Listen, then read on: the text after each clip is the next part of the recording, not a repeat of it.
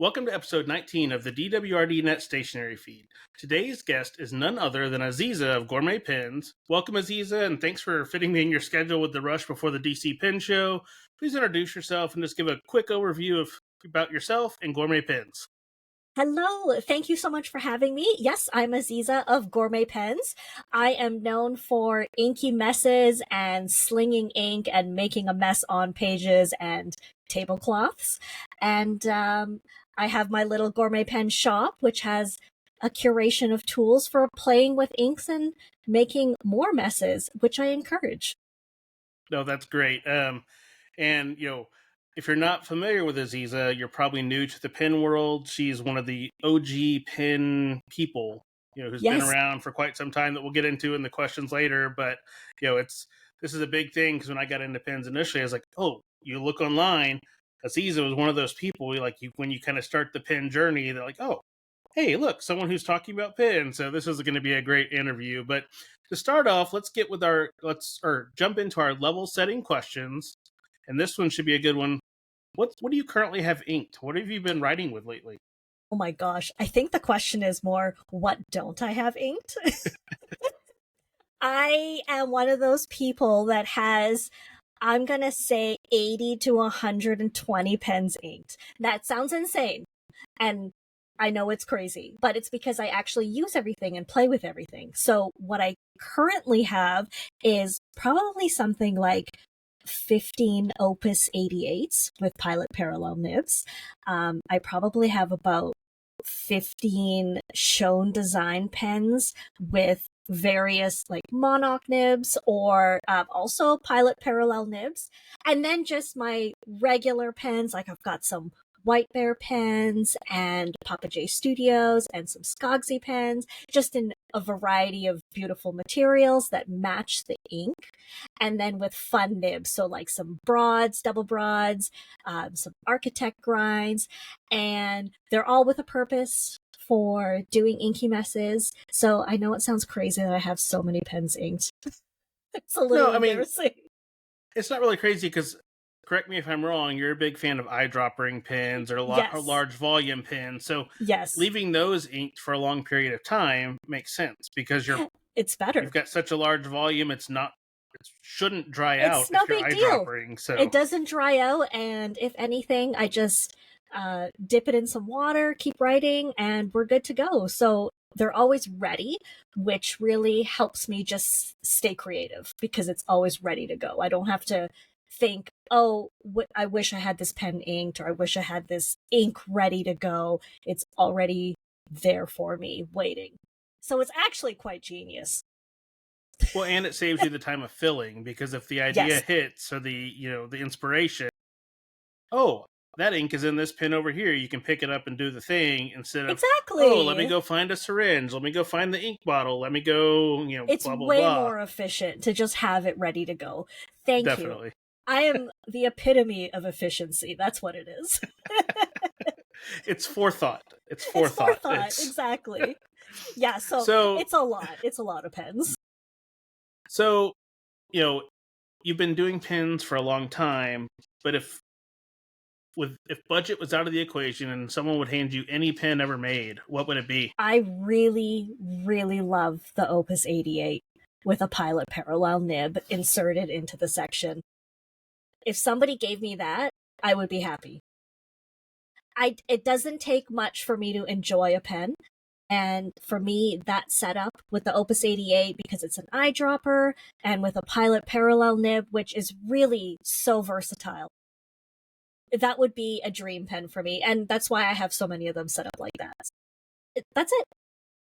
So since you're an Opus 88 fan, I have 4. Since the Pelican Hub last year, I quickly became a fan. You have a certain model that is the Azizah model, Opus 88, that is your preferred model? It's the Coloro. I generally prefer the Demonstrator. It's just the flat top version. And it's very similar to the Omar, which is a little more rounded, a little bit bigger. But I just like the Coloro because I take the clips off and they just fit really nicely into my pen case. And it's just the perfect setup for me. They're perfect in hand. I like the colors that they keep releasing because they do the Pantone colors every year. Yeah. And so unfortunately, it means I have committed myself to a new color, at least one new color every single year. So I have to just come to terms with the fact that my pen collection is going to grow every single year by at least one pen. But see, I find yeah, that a little surprising because the Chloro uses the number 5 nibs, not the number 6. it's the Correct? full size version. It's the big Okay. one. Yes, the big one. Because the one Chloro I have has the number 5. My demo has the number 6. So that would make Yes, yes. sense of, Yeah. having the easy to swap around the, ever so popular Yovos or with flexible nib factory housings and whatnot. Any nib you choose, It's just like so in your case, the versatile. Pilot Parallel and whatnot. Yeah. Because actually, my Omar is sitting right here. You have So the Omar is so beautiful. I have my own Opus 88 finish. So it's a blue, yellow, black swirl. And I picked these ribbons because when I do inky messes, I tend to use blue ink and yellow ink a lot, like some variation of a blue and a yellow. And so I just really wanted this setup. So I have so many of these in my pen case. My no, own pen. well, I mean, if it's your pen, you like the colors because you chose I them. like it. So I mean, that Yeah, makes perfect sense. it does. You know, It does. And I'm supporting myself. yeah, self-supporting and So, supporting Opus 88, which Opus 88's one of those brands that's out there and it has its diehard fans, but it doesn't necessarily get the same. It's not as commonly talked about as a yeah, Pilot or some yeah. of the other bigger brands. But once you go Opus 88, it's hard to not just keep getting more. Like You they're know, very they're pretty amazing and I think quite innovative with um the finishes of the various models. Like they do the pocket version, and they have a lot of collaborations with a whole bunch of different companies and people, and so they've got like so many cute things that it's like you're right, once you discover them, you realize that there's a whole world of Opus 88s out there, and they just match with all your inks so nicely. So that's what happened to me. no, and that makes sense. And we'll talk about it more later. But in Azizah's store, she does have one of the Opus 88 Gourmet Pins editions that I was looking at earlier. So check that out because those are cool looking with kind of the inky mess body and then the Gourmet Yeah, Pins logo on it. So yeah, definitely check that out. We'll have links to the store and all of the social media and everything in the episode description. But I just wanted to mention that because I saw it because being an Opus 88 fan, not knowing that our conversation would go this direction, I was like, huh, that's kind of a cool pen. Maybe I need to yeah. get one of those. So, We just went you know, right over there. Yeah, yeah. the Opus 88 to me is like one of the greatest of all time pens. I really really like them, and I've had them. I've had some for 7, 8 years, and I mean, I abuse them. I throw them in bags and cases, and they rub up on each other, and like they still perform flawlessly, and they look really good. And so I just think they're just such a great pen, and I think everybody should try one just to see if this is the pen that might become like the addiction pen, like it's the gateway pen, and I just really like them. So I like to sing their praises. No, definitely. So this one's going to be a challenging question because inks. I mean, Yes. you like all the inks, I but do you just, have a general preference of, brand or, yeah. what are your general, if you had to summarize your ink preference slash selection, how would you describe that? I can do that. I can do that. Okay. So I have two general classes of ink. So I have the very safe inks, and the ones that would fall in that category for me would be Waterman, Mont Blanc inks, and Diamine. So those are the three that I will put into pretty much all of my pens, like including vintage pens, pens with sacks, just because I trust how they work and how they are behaved with the materials like that might be in a vintage pen.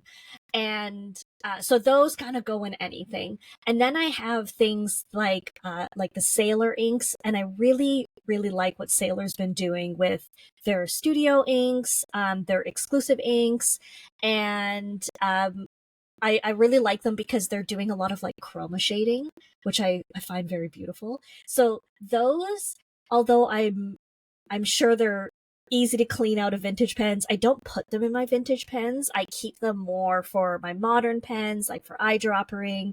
And I find that kind of covers the range of colors for me.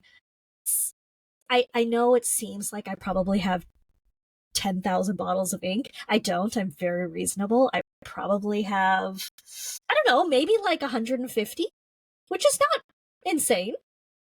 I mean, considering I've been doing this since 2010, like it doesn't seem that bad.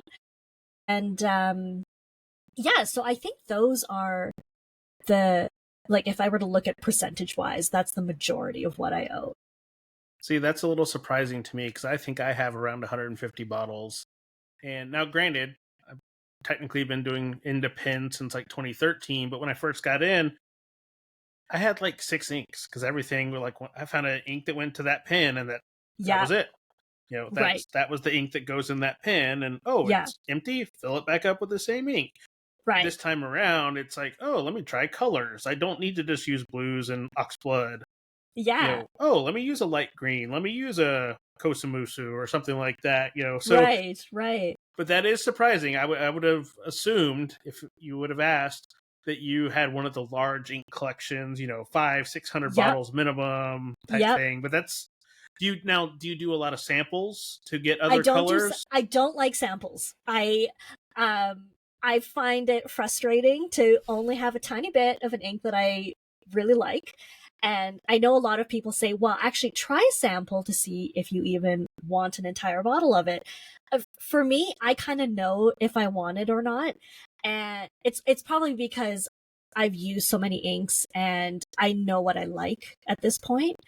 And even if it's something really, really light or seems illegible, because I tend to be inky messing with things, I can always make it work for me. So there's really no ink that it's just a no-go for me. So if I'm going to go for an ink, I'm just going to get the bottle and just do it. I'm just going to commit to it.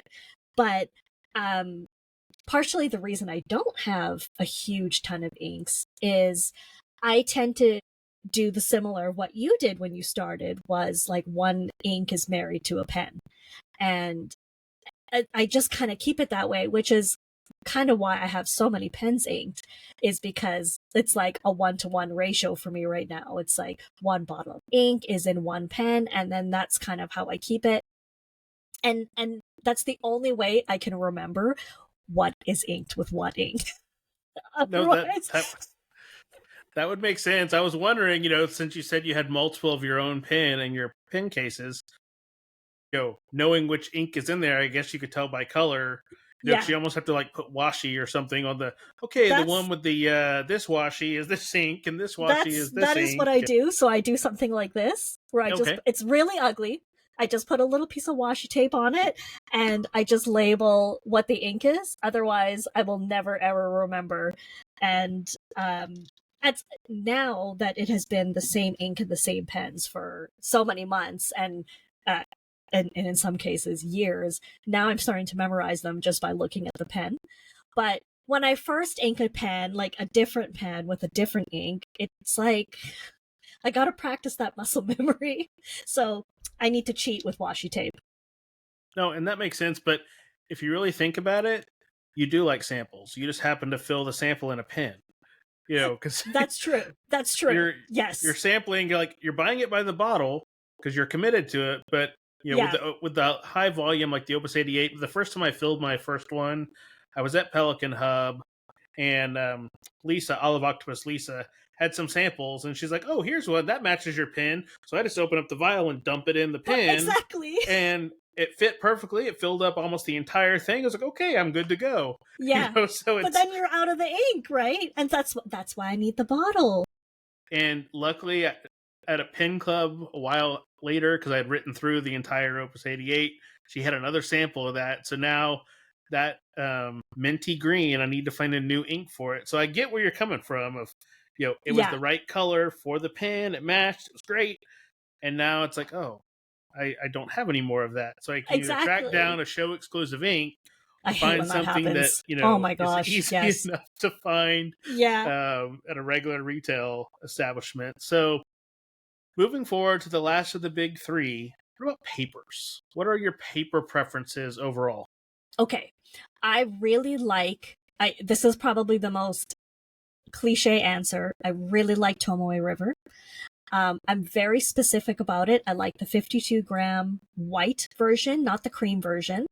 In general, for paper, I like paper that's slightly on the thinner side and that has a bit of crinkle to it, and when you're writing on it when it dries. So Tomoe River falls into that category. Stalogy paper does that. It's not as thin as the Tomoe River, but it's still a little thin and it's crinkly when you ink all over it. And then I would move on to Graphilo paper, which is a little bit thicker, and I think they just announced that it's discontinued. So I don't even want to. I don't even want to think about that yet. Well, that was mentioned on one of the Pen Addict streams. There is a version 2 that I think Brad was being sent some, so he was Oh doing my a gosh. comparison. You might reach out to Okay. him and get the I scoop gotta go on check that. it out. Or Yes. with the DC Pen Show, Someone must have from something. when this is released, a couple of days from now, you'll be able to probably find some of that to see if that's one you want to start stocking up on or I gotta finding go test it. alternates, Yeah. for going forward. This is like when you find a discontinued ink, or or like a hard to find ink. It's like, I gotta hunt down paper. I mean, there's so much paper. There's so much nice fountain pen friendly paper. I also really like bank paper from Yamamoto. Another discontinued paper. Another discontinued paper. The airmail, like onion skin type paper. Like, I think it's so much fun to play with.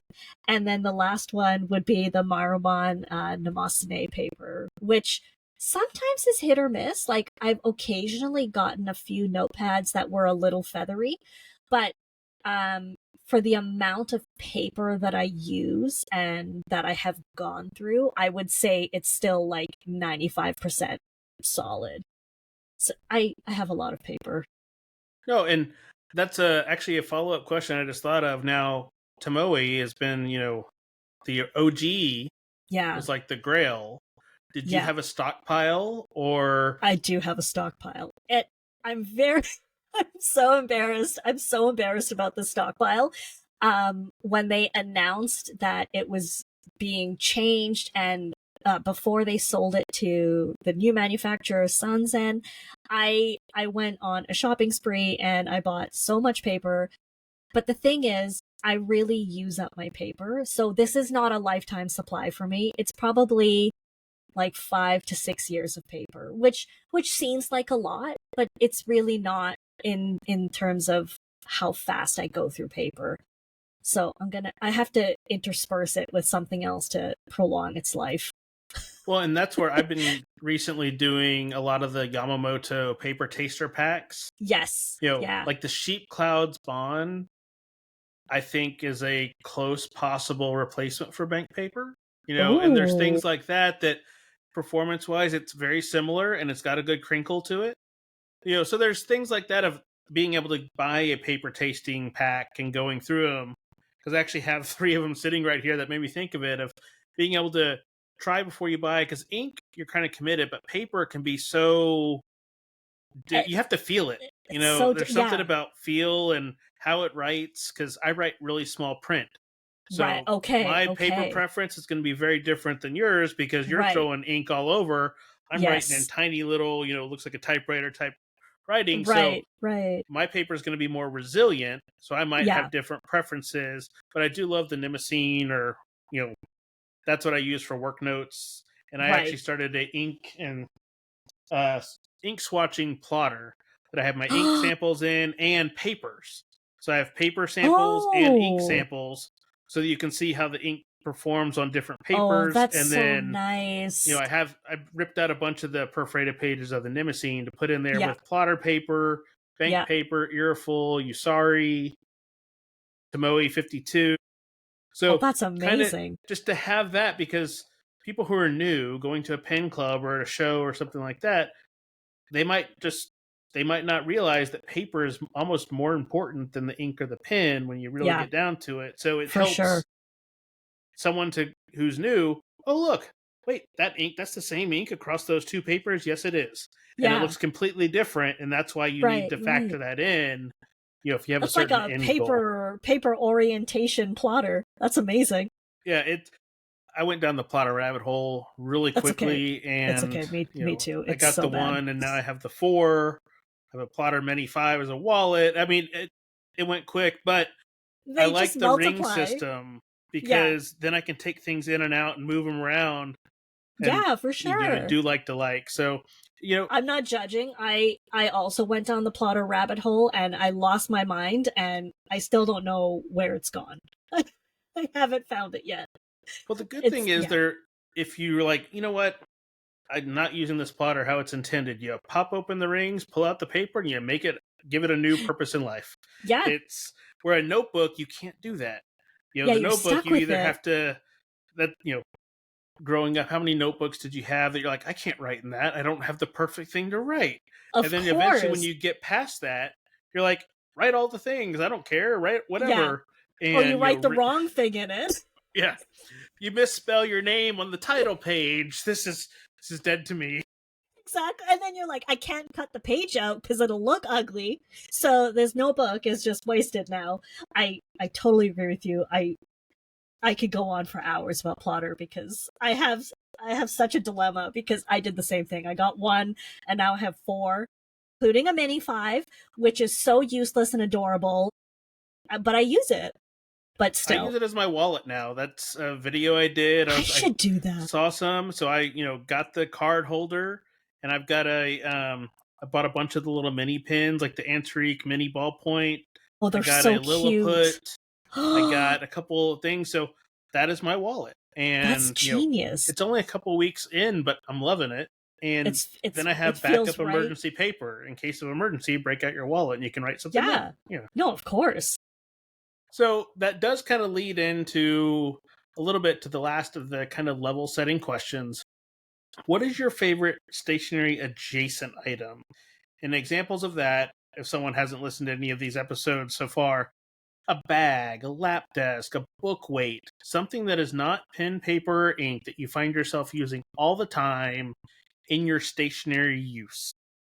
Okay. I heavily rely on pen organization because it's the only way I can remember which nib is on what pen and which pen is inked with what. So I use a lot of rickshaw stuff.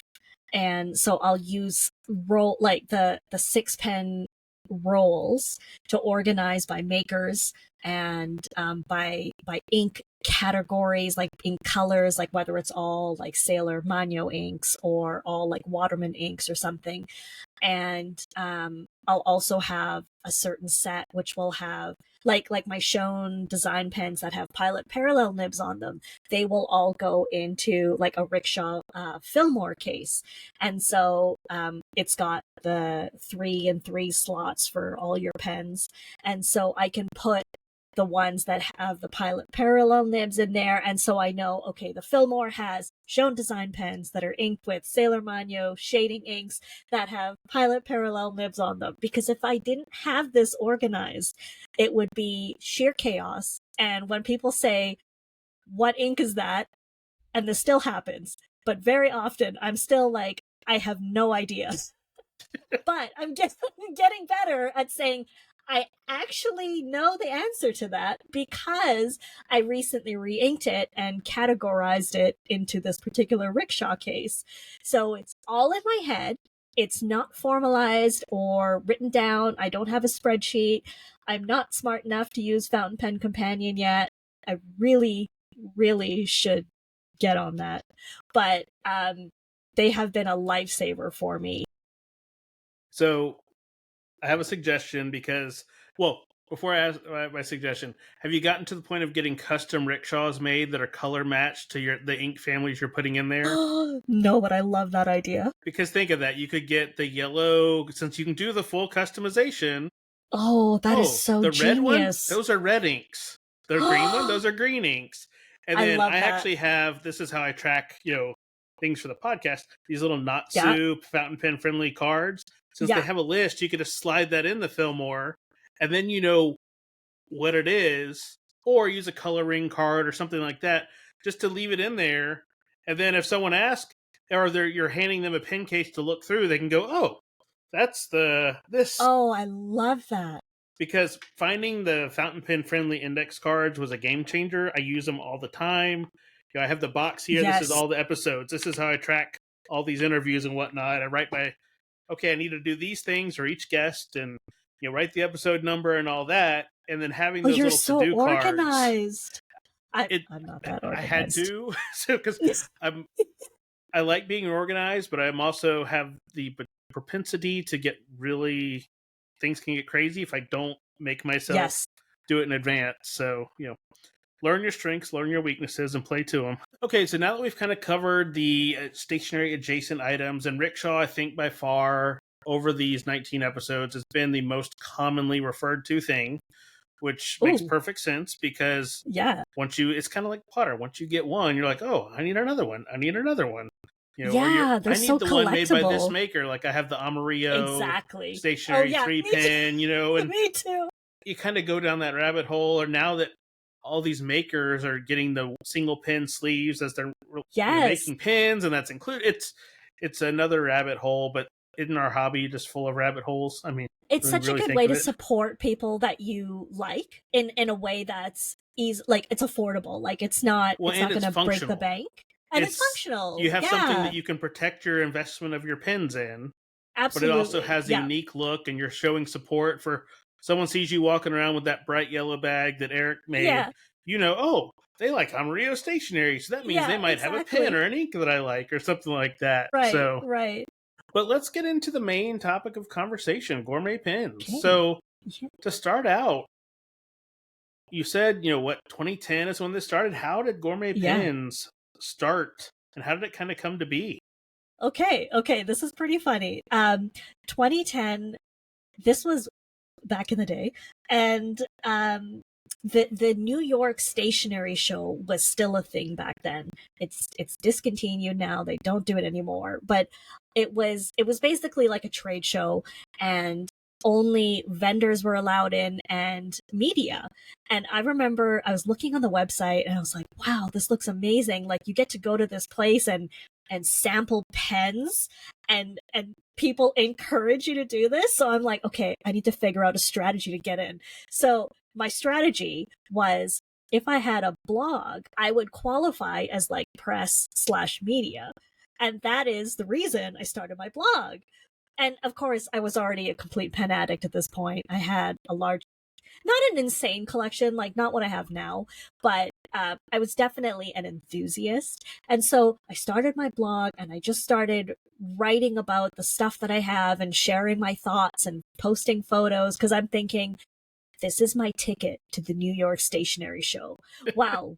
Wouldn't you know, I've never actually gone, and now it's finished. But I didn't know about pen shows at the time either. So, I mean, it worked out. It worked out really well in that it grew into a bigger blog, and now a YouTube channel and Instagram, and I get to go to pen shows and do cool stuff. So it worked out in my favor, but my initial plan failed. No, that's one of the best origin stories I've heard so far. I did it so I could find a way to get into this show. And then it went in a completely different direction. I never went to that show. That show is folded, but it led to bigger and better things over time. So it did. It's kind of a cool origin story. But it's a little embarrassing in a good way. Now, this kind of leads into the next question I had here is, how do you think, from you starting, your website in 2010, social media at that time was there, but it wasn't like it is now. So how do you think the rise of social media has kind of helped the hobby, and especially stationery, Instagram, you open it up and, oh, look at that cool pen. I need to order one of those, or look at this new Yeah. release, or how do you think that's kind of changed the stationery hobby over the time since you started in 2010 till now? Oh, that's a great question. You're right. When I first started, I mean, Instagram didn't exist. It was really Facebook, which was the cool thing back then. It is apparently not as cool now. I did not know that. But it's really it's put stationery and the affection for stationery in front of the eyes of people who may never have thought about it before, or may never have felt anything, have never been interested in it before. It's put us in a category that's, I want to say, almost hip, because you're right. I mean, of course our algorithms are tailored to what we like, but it's like you open it up and there's somebody else across the world posting about their study notes or something, and their cute handwriting with their cute ballpoint pen after their like junior high classes or something. It's just become so much easier to find each other in a really good way, like to find our people. And I've spoken to a lot of people like at pen meets, like where it's been their first pen meet before, and they have said that they've always felt very alone in their hobby, like they've never really found their tribe.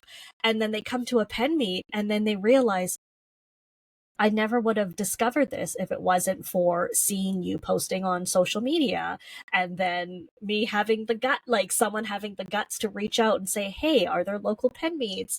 And so I just think it's made so much more connection possible in such a great way, and I think we're all just feeding off of it in a good way. Now, there's always a downside, like there's always the negatives of social media, like there's people, like there's trolls, there's unkind people. There's also, unfortunately, the thing of so much FOMO that people are spending more than they can afford. And so like I always worry about that when I talk about new stuff, but at the same time, I'm trying to encourage people, like, you can also just enjoy things that you have already in the same way that I'm enjoying something new. Like you could dig out your pen, ink it with the same ink, and enjoy it. So I'm I think it's a double-edged sword, but overall I feel like there's been more benefits for the entire pen community than adverse effects. But I mean, it's always evolving. But And we're a pretty cool community.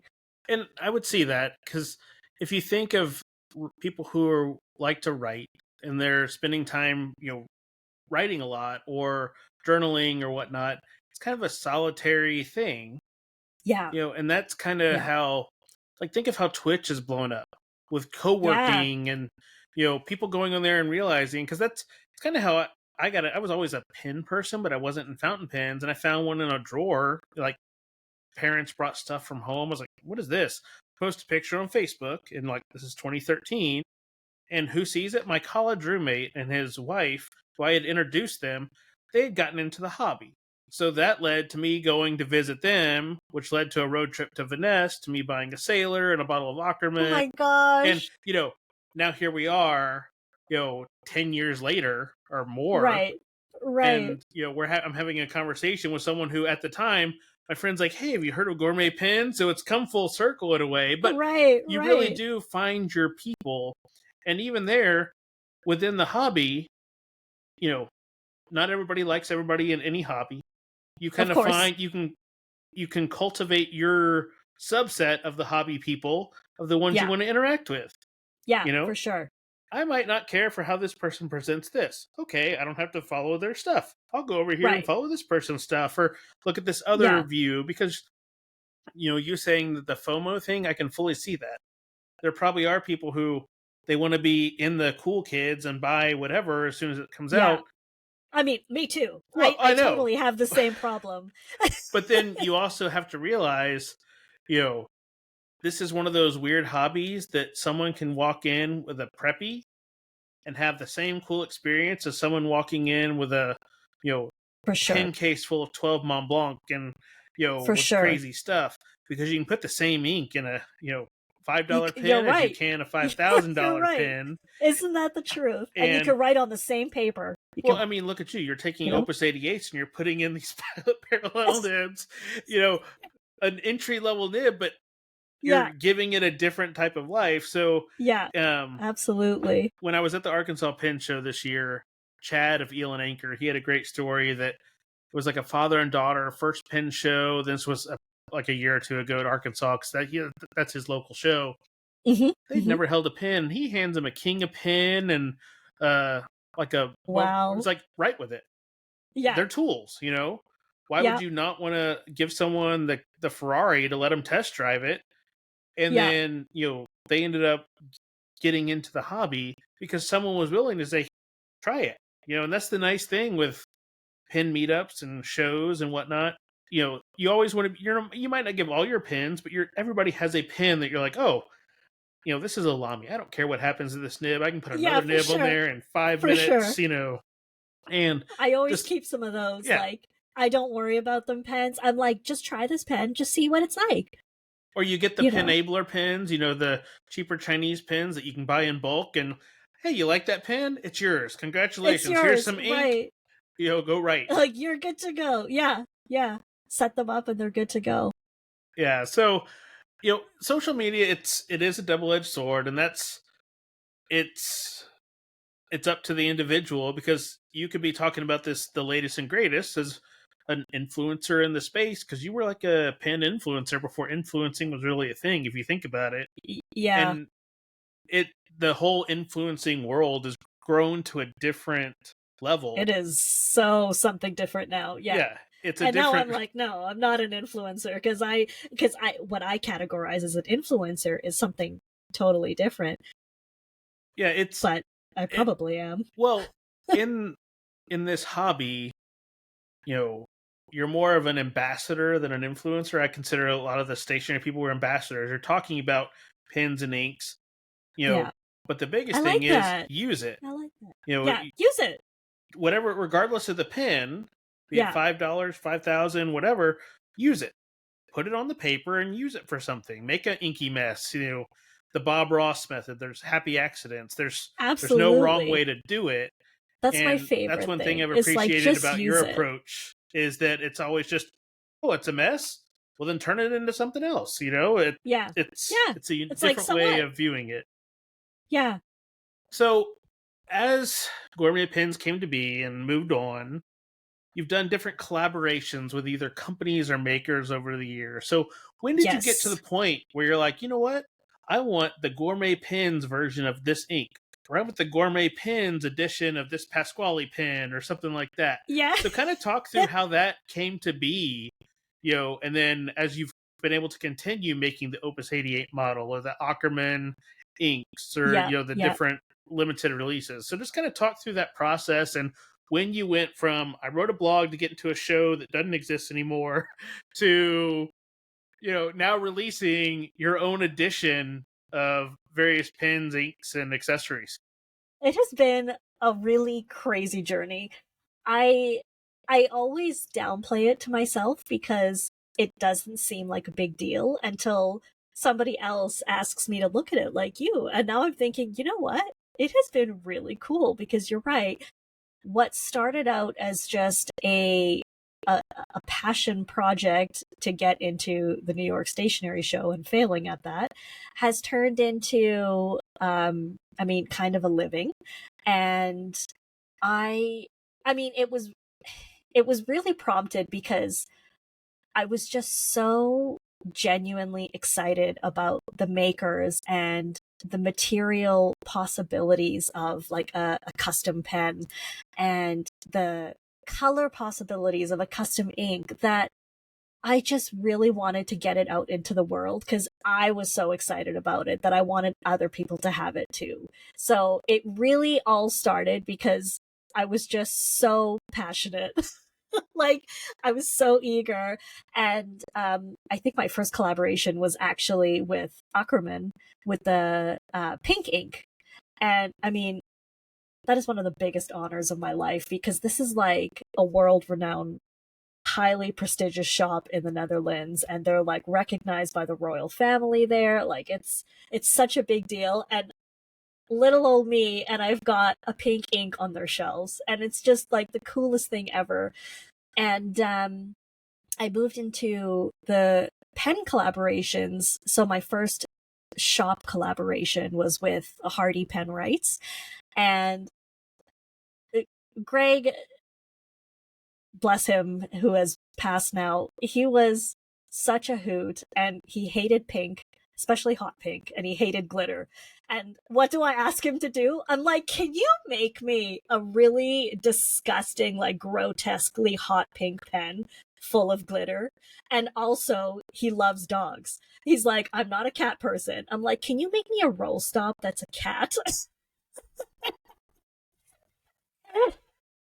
I feel so sorry for him, but he was like, is this a joke?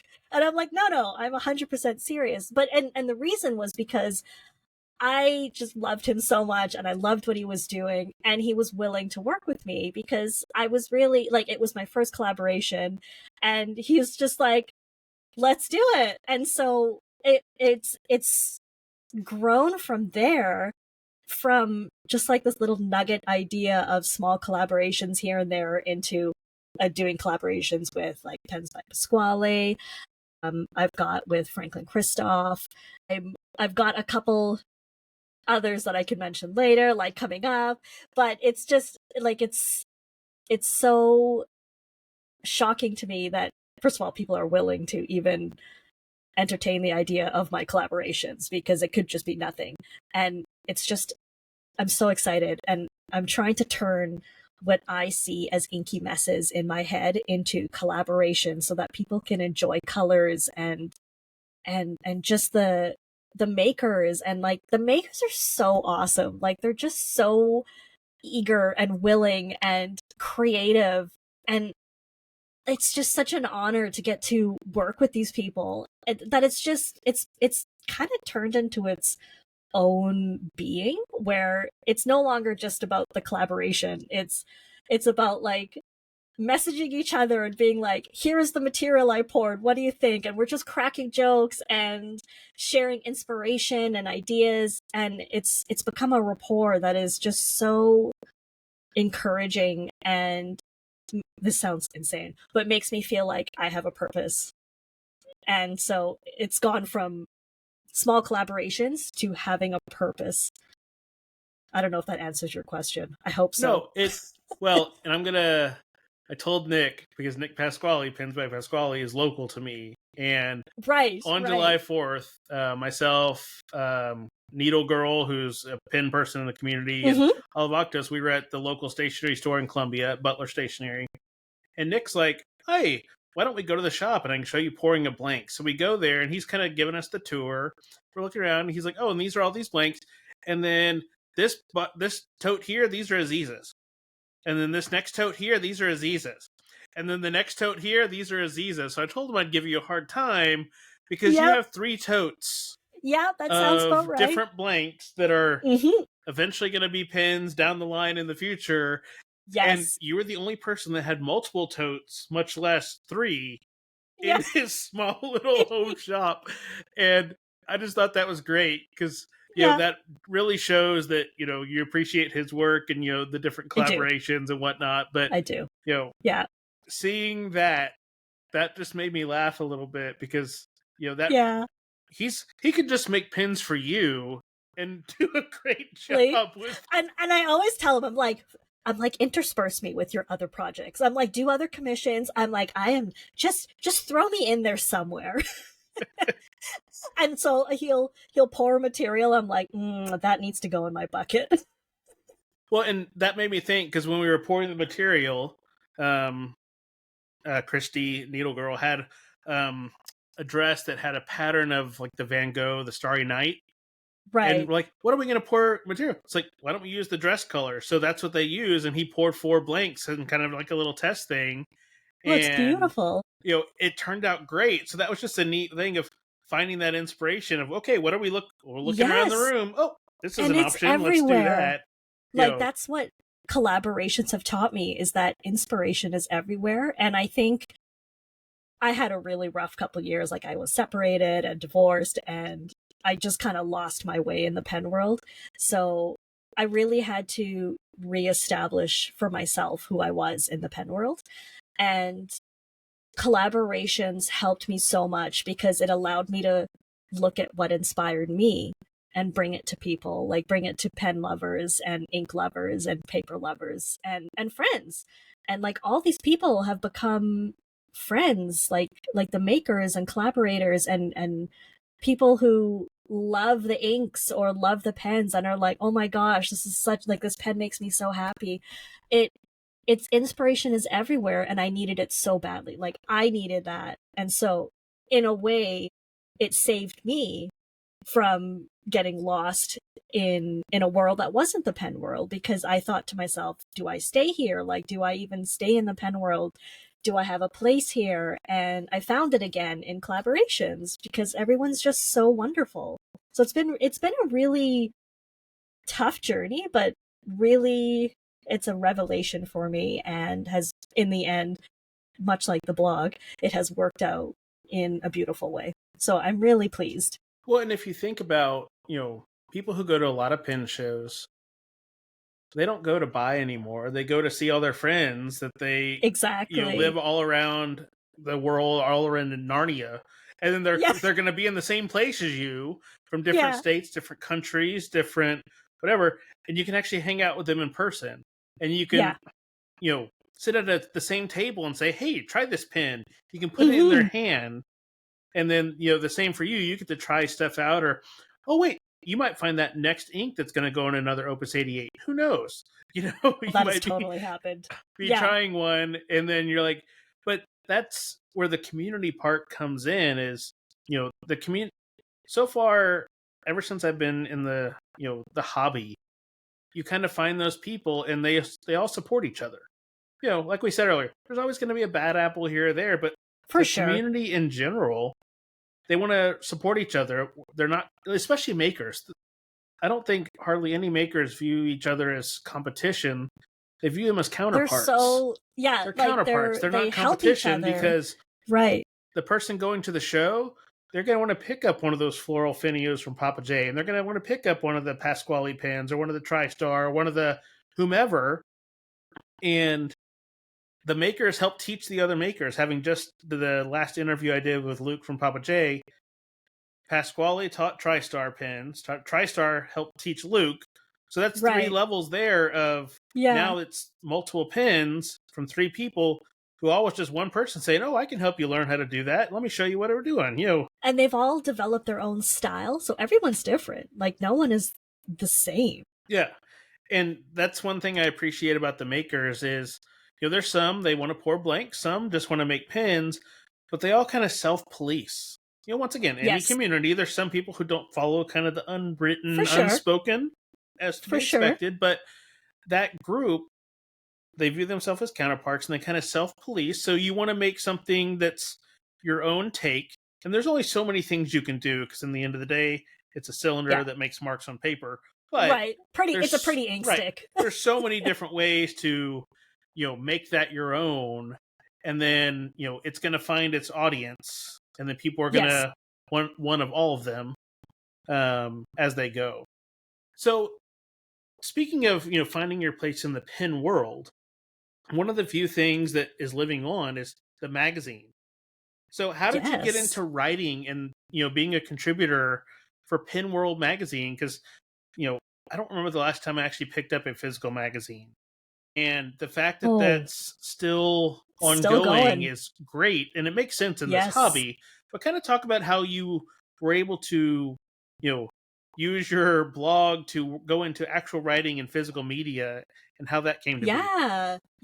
So I started writing for them in 2018, and it was the editor that reached out to me, and I had met them at, I think it was the Dallas Pen Show, and so I had met the team of Pen World magazine at the show, and it was just we just got along really well. And I guess they looked at my blog and they were like, wow, this person really likes pens. And so they just reached out to me with an opportunity to do an article. And I don't even remember what the first one I did was, but I've done mostly ink articles, which makes sense because they're thinking, all right, this person really likes ink. Let's make use of that. And I'm so fortunate to get to write for them because I have so much fun with it, and I occasionally get to do interviews. So like my last article was actually on the Pen Addict on Brad, and like it's so funny interviewing people who I know, but I'm trying to get answers out of them that I can present to an audience who doesn't know who they are.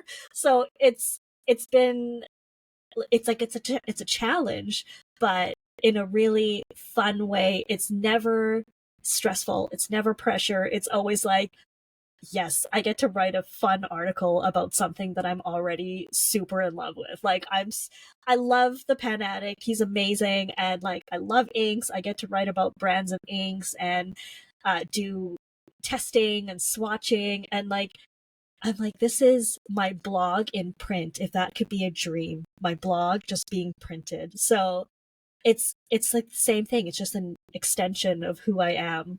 And then people read it. Hopefully.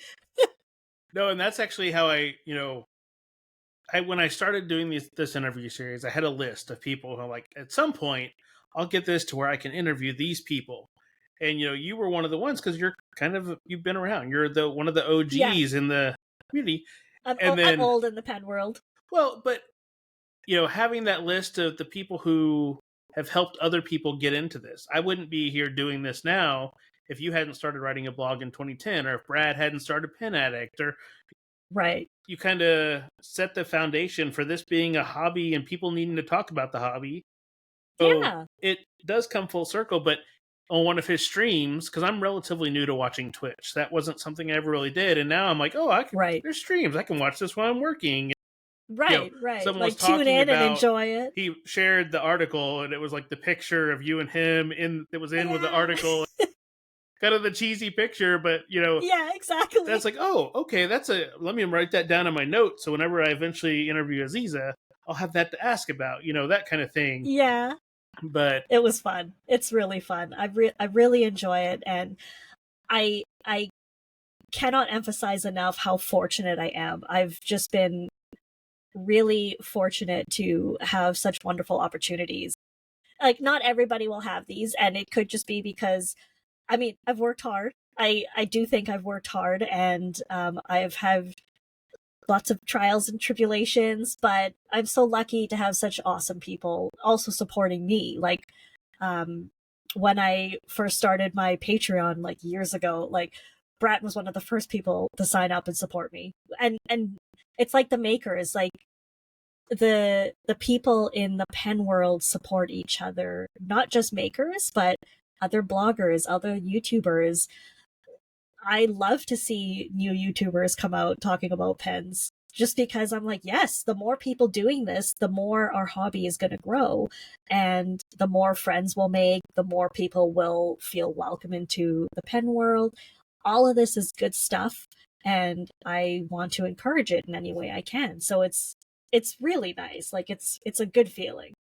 No, for sure. And that kind of leads into my next question. So, you had the Patreon that helped you kind of grow the Gourmet Pins world. Mm-hmm.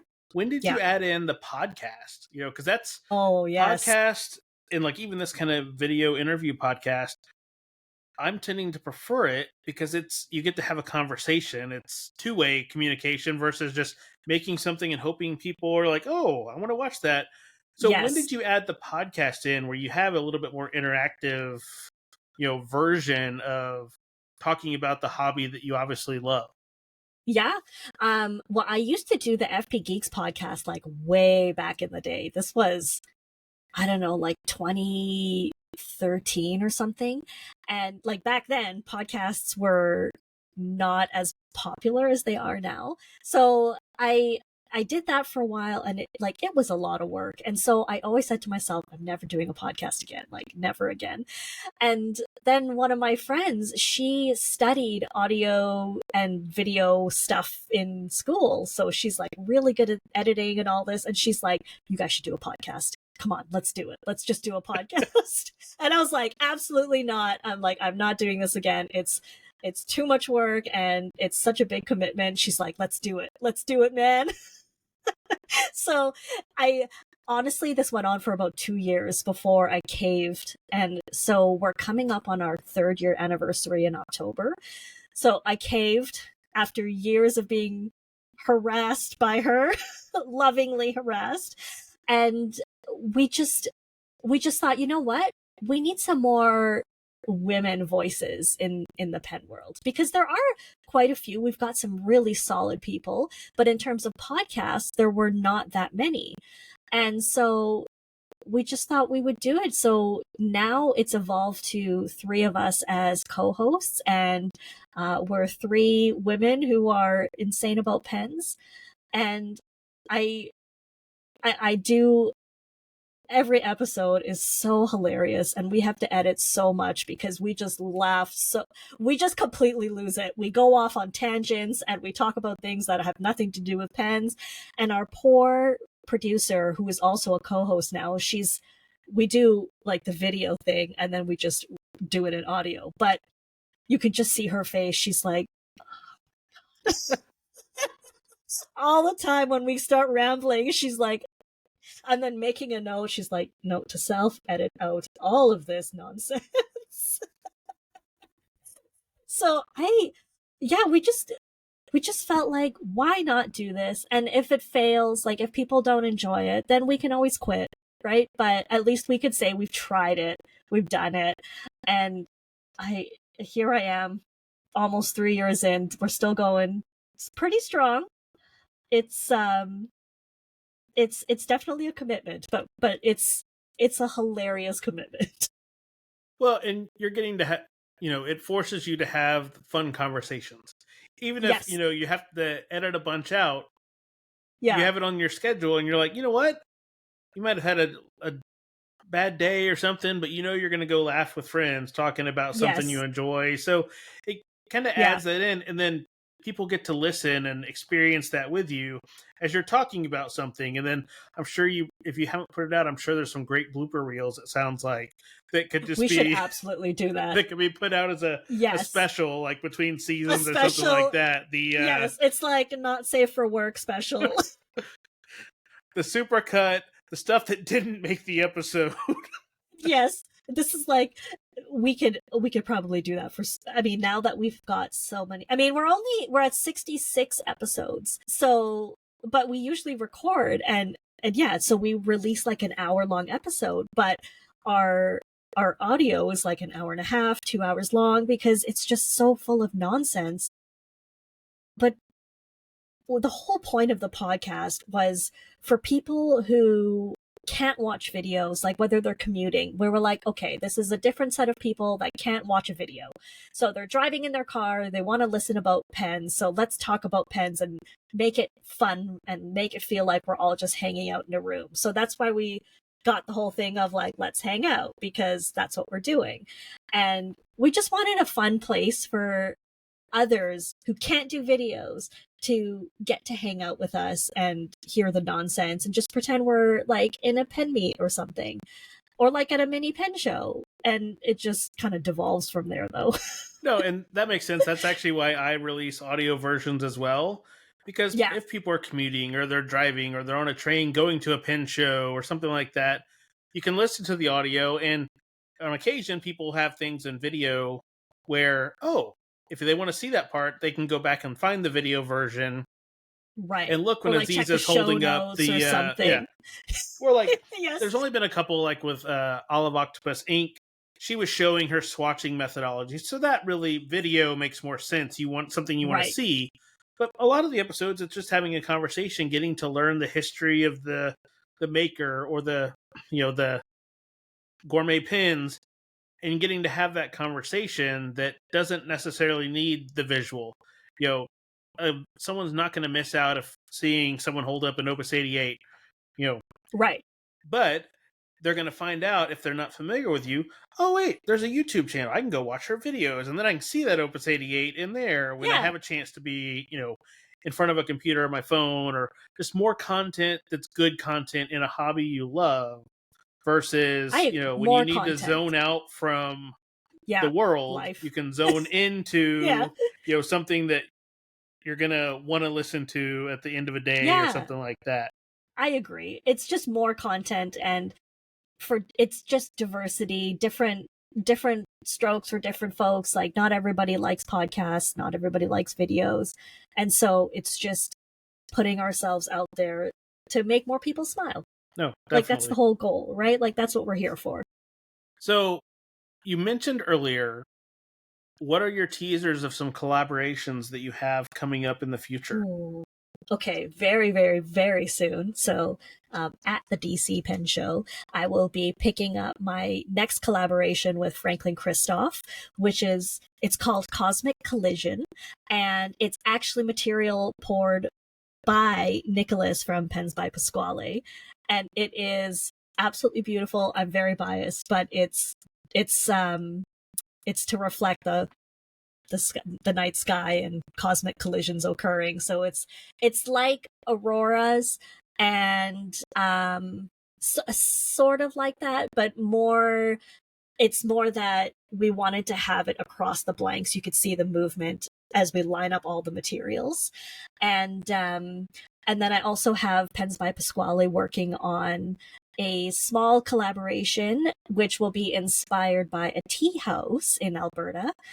And I think, and then I've got, so the Toronto Pen Show is in October, and it's the 10th anniversary. So I have a 10th anniversary ink that I'll be releasing for that show.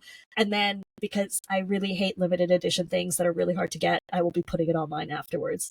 So it's just going to release at the show, but I don't want to torture people because I really hate that. It makes me sad. So that's what I've got coming out that I'm allowed to talk about right now. No, that's great, because I think I've seen that blank. It's very nice living close to pen makers who you get to see stuff at a pen meetup, or hey, what are you working on? You can see it in person without having to spill the beans. But for sure, is that the pen that you currently have in your store that's kind of a preview, or is that a different Cosmic Collision that's up there? It's the same type of material, but it's like a version 2 of the pour.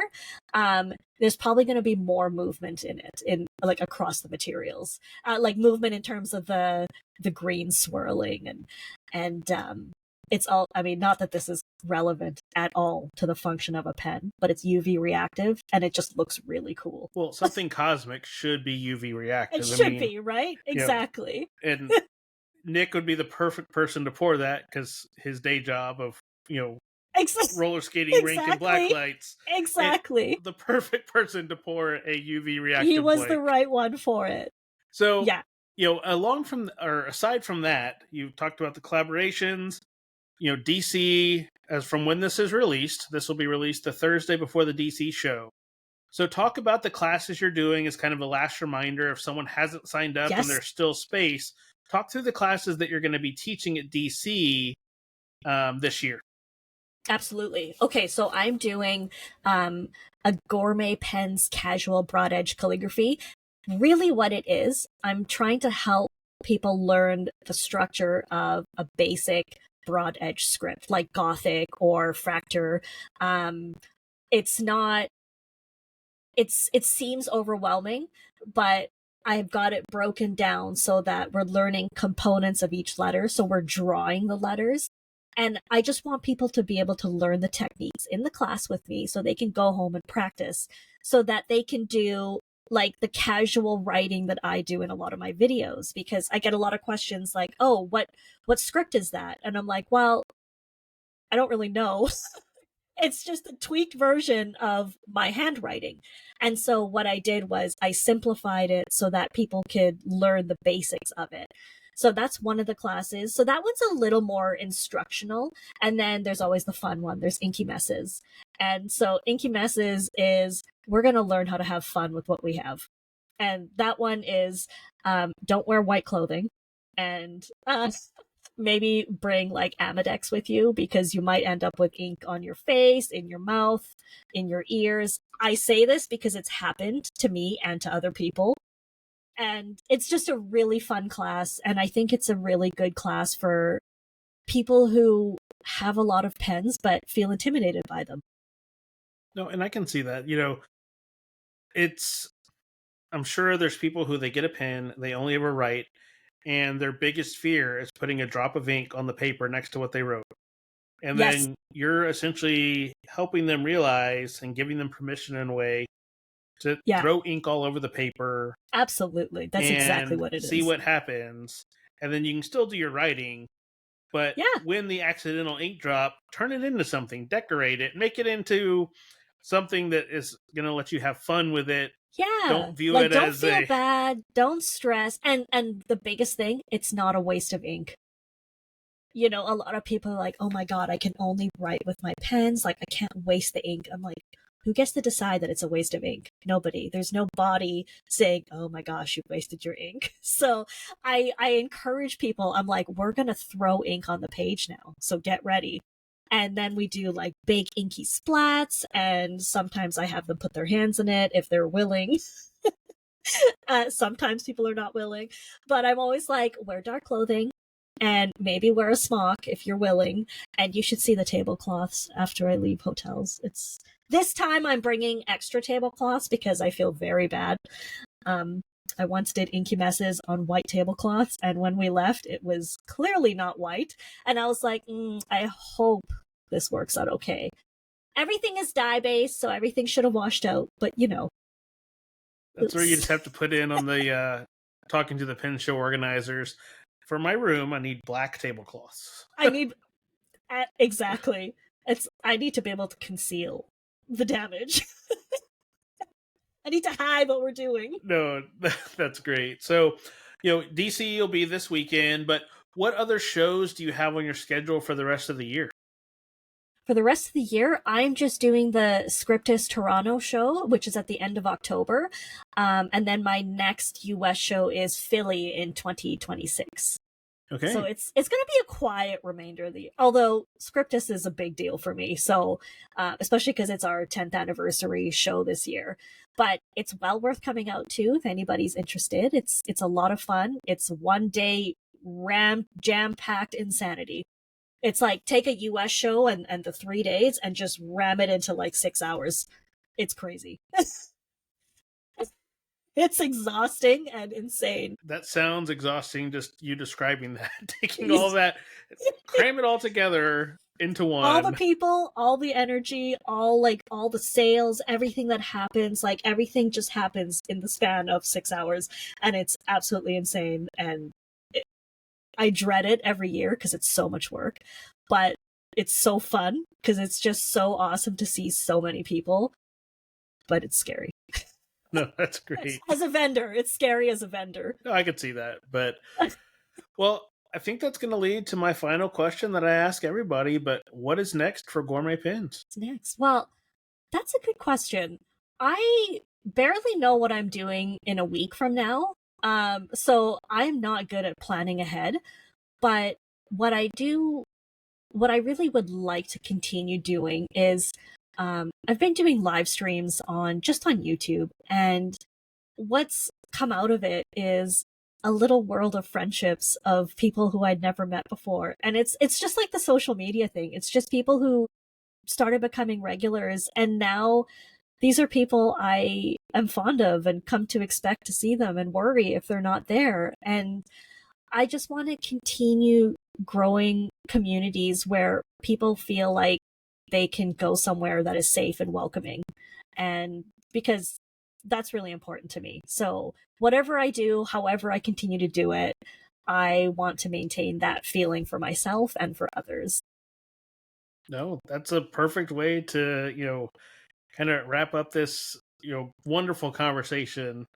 Awesome. Where you want to continue doing what you're doing and spreading the hobby, where people can come in and have no fear of anything and just be themselves, play with inks, Exactly. and Exactly. be around people who are like-minded and want to Like, we get it. experience the hobby Yeah. and have fun at the same time.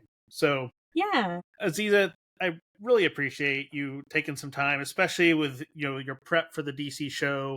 This was a It great was my pleasure. conversation, and this is one of the top names on the list I can now check off of someone who's like, at some Thank point I'm you going to so get to the point much. of interviewing Azizah from Gourmet Pins.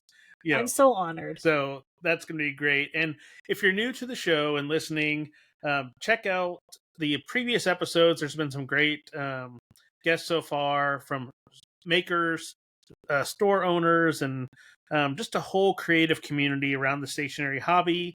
And if also, you can listen to the audio version on Apple Podcast and Spotify. But for video, YouTube is the place to go.